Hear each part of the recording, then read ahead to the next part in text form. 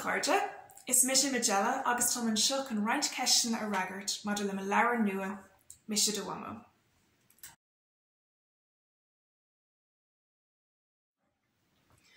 Thosaigh mé ag scríobh as Gaeilge sa bhfánscoil. Bhí múinseoir sór an sin, agus bhíodh siad tuairt leabhar dom le léamh agus tuairt spreagadh dom bheith ag scríobh an tamar fad. Agus nuair a thosaigh mé ag an ollscoil, bhí conaí orm I deach na Gaeilge, agus bhuail mé le go leor scríbhneoirí eile ar an campus an sin. Agus ó hinne le, bíam ag scríobh Chomaoineach agus is féidir.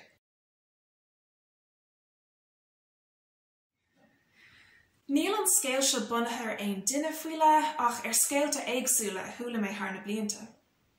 Mar shampla, is cuimhin am an nuachtáin a léamhlá amháin agus sa choilún aganí ant, bhí litir ó cheanmháthair nach bhacha a garfáistí riamh. Thíl mé gur an scéal seo thar bheith trúbhéalach agus gur cosúil gur go leor daoine eile sa chás céine. Tá antaithí a gcuin go léir ar bheith caint le na chéile ar Zoom in aimsir seo COVID-19. Ach tá daoine ann nach bhain an deis é sin a dhéanamh go fiú mar nach réitíonn siad le chéile. Mar sin, hasasta gún scéal a scríobh faoin man seo, Cecily, nach bhacha a garfáistí, Róisín agus Donnacha riamh. Bíonn siad fécint ar héalta na báistí ar Facebook gach ile lá, agus fáin si amach ó Facebook go bhfuil an chalín beag Róisín ag déanamh ré le na Céad Chomaoineach a dhéanamh. Agus thar aon rud eile bhuaile Cecily bheith a láthair ar an lá sin.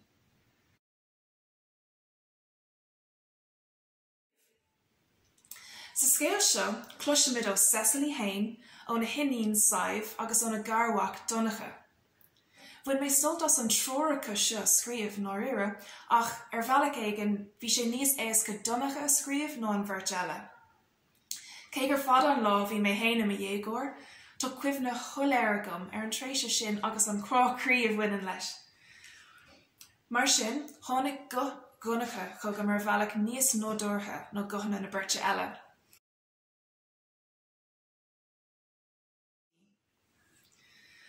Well, ní caintear dúchas Mise, agus tá go leor cairde agus gaolta agam gur feallamóirí fásta iad.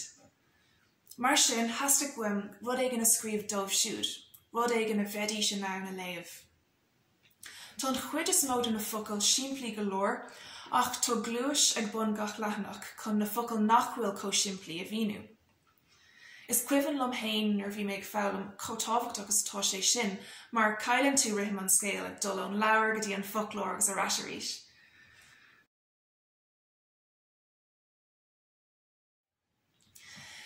Ní cuimhin lom cinenne a dhéanamh riamh faoi nó rire. Is fearlam scríobh as Gaeilge mar sílim go bhfuil an teanga lán de nachna agus focail cheolmhara, agus sílim go bhfuil na fuamanna níos buige agus níos ália nó an béarla. Agus chomála sin, tá pobal úntaach scríbhneoirí Gaeilge maiile clia a thugann an-tacaíocht dó chéile, agus carraíonn sé sin go mór leis an scríbhneoireacht. Nuair thosaigh mé ag scríobh as Gaeilge agus a bhaint taitneamh lean mé a raig ferbert an sin agus an óíre, níor smaoinigh mé riamh ar scríobh as béarla.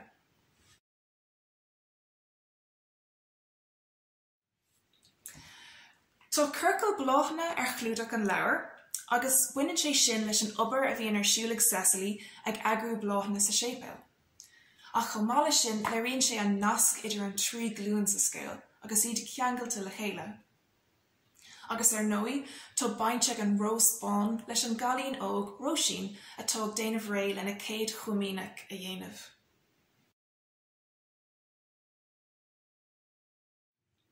Well, an chéad rud a dhéanam ná cúpla uair an chloig a chur latíomh más féidir agus níl sé sin ró éasca ar na léitheanta seo.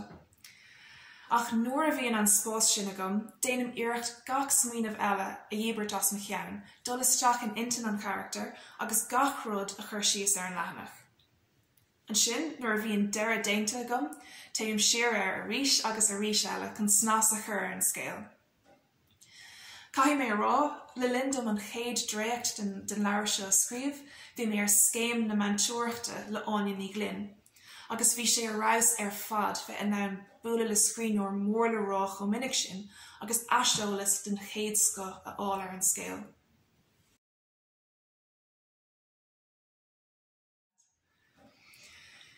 Is bralam hain leabhar fiction atá bunaithe I dtíortha eile nó a gcultúr eile? Is even lum na t-údar Isabel Allende agus Haruki Murakami mar shampla. As Gaelga le mé favela le Alex Hitchens le déine, agus thugan leabhar sin an-léargas agam bhearcá theas. Os rudí nach féidir in taistil fisiciúla thar leabhar faoi láthair, darlam hain bhfuil sin níos tábhachtaí nó riamh, leabhar mar seo a léamh.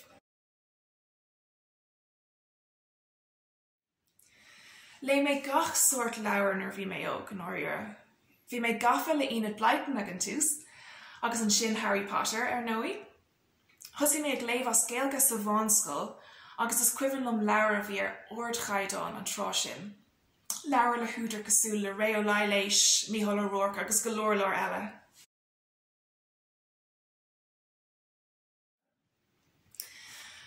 Cai mé rá gur fear lumsa, clus leabhar agus riamh leabhar mar bíonn siad thar a bheith practicúil ar na léinnta seo. Is féidir lom éisteacht le clus leabhar agus mé an ag siúil, agus is féidir lom an Kindle a chláimhnú isteach am bháil a pe áit a bhfuil me dul. A ghlacam leis mar sin hain nach bhfuil éon rud ar domhan cosúil le bulla leabhar nua, agus mar sin ní bheith an technolíocht riamh in ann áit na leabhar crua a thógáil go hilas go hiomlán.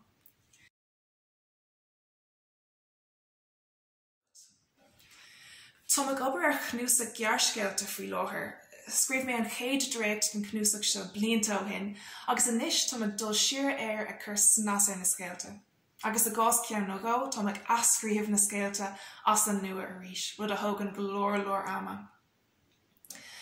Nuair a bheidh sé sin déanta gom, ba bhíonn lom uarscéal eile scríomh dála mórlaí fásta.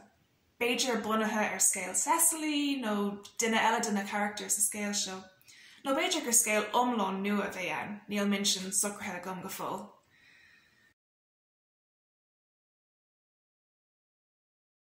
Anois tám chun sliocht a léamh as an leabhar, cabhad le cathair atá ann agus gus Cecily a chluiseanid. Ní chreidim go fóil é, an scéal ag dul timpeall na cheann mar ráfla sráidmhaile. Déach mé ar an bóstáil arís is arís eile ar Facebook a réir. Súla gom go raibh sé léiteag míchearta gom. Múchan an grúgara óg an trúmadór agus tógan sisúr ón shelf. Cé bhéad a ghearrthaí mé? Braithníam ar am hain sa scáthán. Ar mo grúig dómh leathéireann ag siad a nuas go marabhánta ar mo gúlaí, ar na scóla na dorcha faoi mo thuúla. Píos a beag le do thuil, orlach go le nó gáthorlach. De gná, buinm soltas na cuairteanna seo. Méra aclaí an grúgara ag fulca mo chuid grúga, ag glanna gach stroswam ag gurcail mhóra rithimimecha. Caint na gustaméirí am a himpel, bulla an shampoo san air. Ach aniu, níl simmer bithe gom san áit. Sa fóstáil sin a réir, bhí pictiúr den túr is irde ar domhan, an Burj Khalifa. Scéile úntach a chairde, be me ag aistriú go Dubai ar feadh gábh líon a bhí scríofa faoin pictiúr.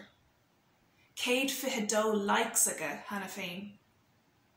Scrolí mé síos chun na nótaí a bhí scríofa ag a cairde a léamh. Chomh mór sin in éadlimh, be me ar chuairt cugah gan áras.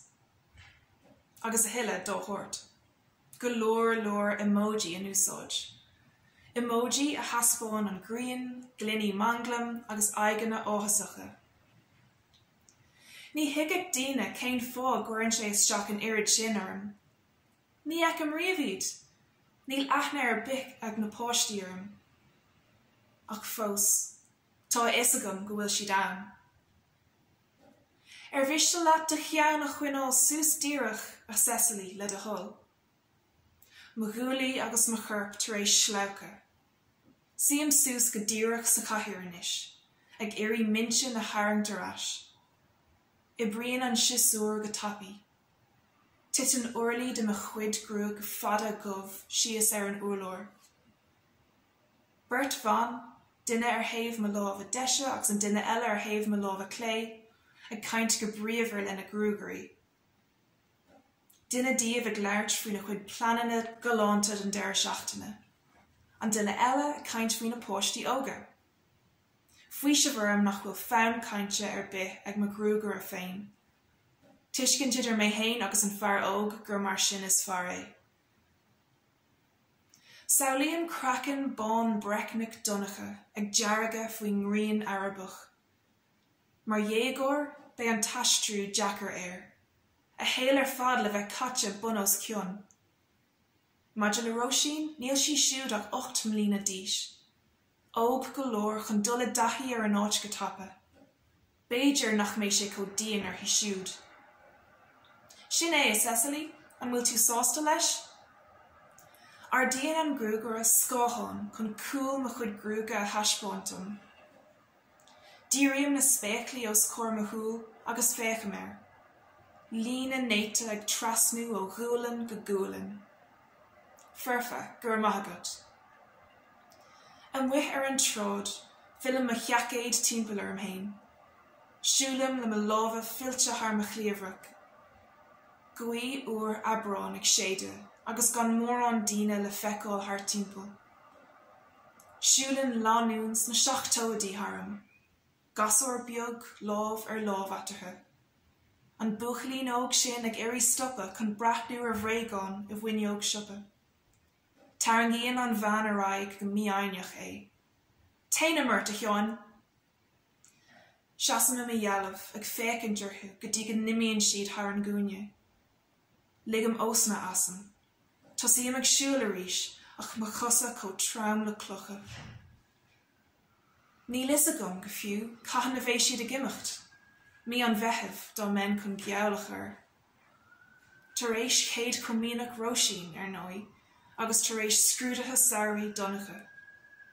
Chorthaigh sin go leor ama dómh sucr isteach ribh hús na bliana nuas scoile. Agus má haicníonn an saol lo howlann sin? Mos míon lo blian eile a chafan Dubai, agus an sin blian eile? An jogí siad arás riamh? Cosam an uchar sa duras tosig. Teach beag le gá cheomra a thug an chóir le contae don blianta ó hin, nó nach raibh saibh a ceithre bliana díos. Bhí éimeann a th haibh tar éis imeacht leis faoin am sin. Gan fáine a chur am bhair ar nói. Ón sin a bhí anam, mo bhaineann a chur sa phleice sin. Éisteach lena scéalta móra faoi héal na cathrach. Chur suas lena chuid seafóide. Bhí mar bhád níos fearras in ar néanair. Bhí an teach lán leis an muirte goin fadó. Saibh ag clatrál suas agus síos staire ag buint tríal as éadí nua agus ag richuig an scáthán. Córáte fada aici lena cairde ar an telefón an muas a hala. An chiistin bunos cion lena cuid bácála. Ach anis ní lech fullús rón. Teach beag atá lán do bhacalaí. Plódathe le cuimhní. Siam ag bord na ciistine. An riomhar ag glúna san áit chéine inar ága mé ar maidine. Lasam mé agus téim chuid Facebook a ríis. Is go maithagam gur drochnós é ach níl nearta go méir. Fécham ar mar garfóistí. Iad ag déanamh goire leis an gamra ar a léinnta sira. Gan isacha in éonchar go bhfuil an Mhamó ag brathnú orthú. Go mbíonn strand séir an mhuitheann sin ag smuoinmh orthú gach ile lá. Sínam lámh amach chucu. Déanam imlínta na naigeanna óga a rianú na mhéire. Circle bheoga ar an scáilán crua.